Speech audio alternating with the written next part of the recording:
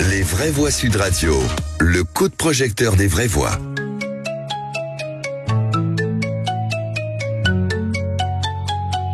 Les lignes de code qui dansent la nuit, machines brillent comme des esprits, du cœur aux algos, une harmonie, un futur peint en poésie, c'est l'intelligence augmentée.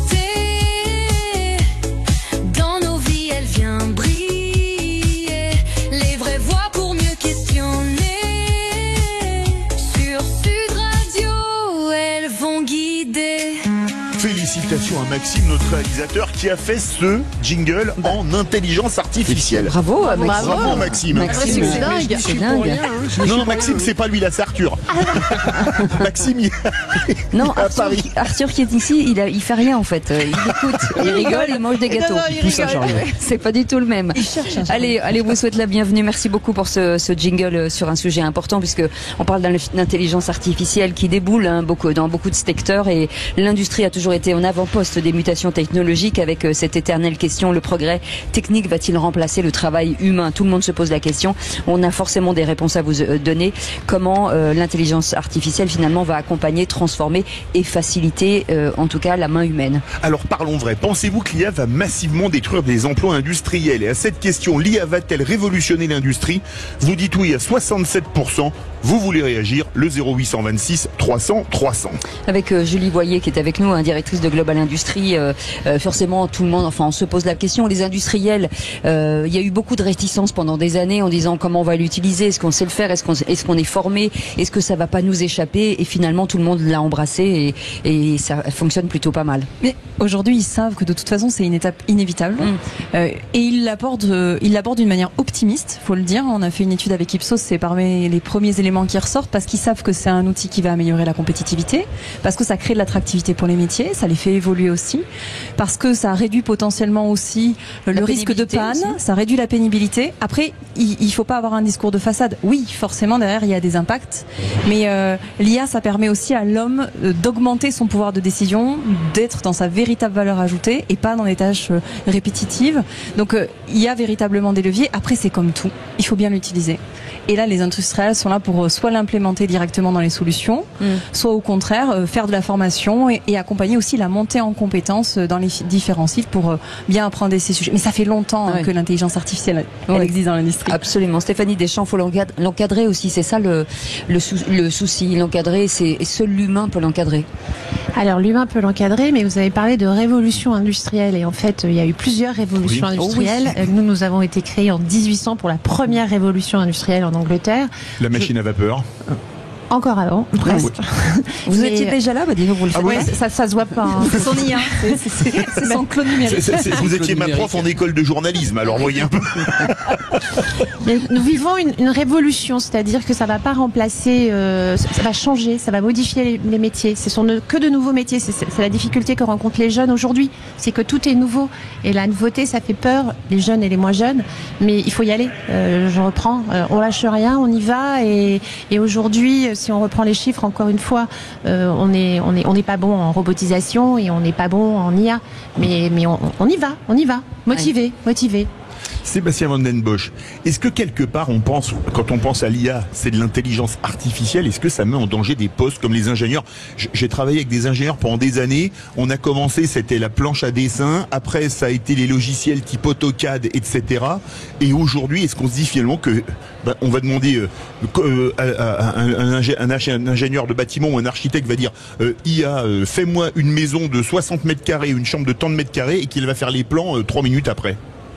Alors, moi je suis un technicien de base. Donc l'évolution de l'industrie de la robotisation, je la connais depuis mon âge de 20 ans. J'en ai 49. Et on ne les faites pas. Merci. On a toujours eu une évolution industrielle, une évolution des technologies. On a commencé par de la robotique. De la robotique, il y avait quelqu'un pour régler les robots, pour faire de la soudure. De la soudure, on a mis des lasers pour suivre un plan de joint, et du coup plus d'humains. Mais il y a toujours quelqu'un qui programme derrière, quoi qu'il arrive. Il y a toujours quelqu'un qui suit. Mais est-ce qu'au fur et à mesure ça a été subi et puis après? Non, ça n'a jamais été subi, puisque dans les industries, si on veut rester compétitif, il faut aller de l'avant, et il faut justement inventer, se réinventer, s'innover tous les jours. Maintenant, l'IA va apporter, pour moi, un transfert de temps et d'utilisation du temps de l'ingénieur. Mais on parle des ingénieurs, mais on parle aussi de gens qui sont sur le terrain. On a des planifications maintenant, des gens qui font de la planif depuis des années, avec des tableaux Excel, avec les ERP et autres. Et maintenant, on est capable de rentrer les données. L'IA va nous sortir une planification, mais on aura toujours quelqu'un qui sera derrière pour décaler, réajuster, mettre en forme, si on a quand même, on garde la main sur l'homme et sur notre industrie. Derrière, est-ce que ça va détruire des emplois ou est-ce que ça va changer dans un emploi? Moi, je pense qu'on va partir sur plutôt du changement d'emploi. Et ça va surtout permettre aussi, je pense, parce qu'on parle de réindustrialisation industrielle, on parle de Renaissance. Nous, on aime bien Renaissance. Renaissance, excusez-moi. Vous savez comme c'est joli. Je suis tout nouveau, je suis tout neuf de renaissance industrielle. Et on va demander des postes plus techniques, des postes avec une vraie valeur ajoutée du manuel. Une IA ne pourra jamais remplacer un maçon. Une IA ne pourra jamais remplacer un électricien. Une IA ne pourra jamais remplacer un plombier. Quoi qu'il arrive, on va avoir un croisement où en effet les ingénieurs vont être plus dans l'analyse et dans la mise en place des données, mais derrière on aura des postes où quoi qu'il arrive, il nous faudra du monde. Mais pour expliquer, parce que là, vous parlez des peintres, l'intelligence artificielle, par exemple, sur les peintres, va vous dire exactement combien vous aurez besoin de peinture pour éviter le gâchis, mais elle ne va pas peindre à votre place. Elle va pas peindre. Ou alors ça va être un drone avec un pistolet, je l'ai vu de mes propres yeux ce week-end, où il calcule, le drone va mettre, mais il y aura toujours quelqu'un qui va aller mettre la petite touche de peinture qui manque à cet endroit-là, la petite nuance qui va manquer, quoi qu'il arrive. Oui, Julie Voyer veut réagir, directrice du salon. On parle d'évolution en effet des métiers, des compétences, ça c'est hyper important, mais il faut pas oublier que ça va aussi créer des nouveaux métiers, c'est ça. On se dit que la théorie de la destruction créatrice de Schumpeter. Voilà, ça va pour les amateurs d'économie. En effet, ça va créer des nouveaux métiers et ça va transformer certains métiers où ça va leur apporter une valeur ajoutée. Et on met et je trouve que c'est hyper important ce que dit Sébastien, c'est qu'à un moment donné on remet vraiment la place de l'homme au cœur du sujet. C'est l'homme augmenté au final, et c'est ça qu'il faut bien expliquer en fait aux acteurs et aux industriels.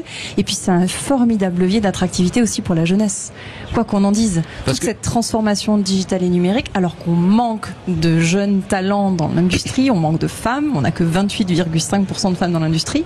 Tout ça, ça permet aussi de faire ce transfert et de capitaliser justement pour avoir plus d'attractivité auprès des métiers industriels. En tout cas, ce soir, parfaite parité au niveau des femmes. Ah oui. Ah bah non, vous me menez. Ah bah non, parce qu'avec Arthur, on est 3 partout, là, voilà, au centre. Et vous voyez, on parle d'IA, mais si vous vous promenez là dans ce magnifique salon, vous avez énormément de machines. Donc on se dit quand même la mécanique est là, mais en fait dans la mécanique il y a l'IA. Tout est lié en fait. Il faut pas faire de. Ça fait qu'un. Oui, voilà, c'est ce que je vous dis. L'IA est une intelligence, mais derrière, il faut quand même des choses qui fabriquent.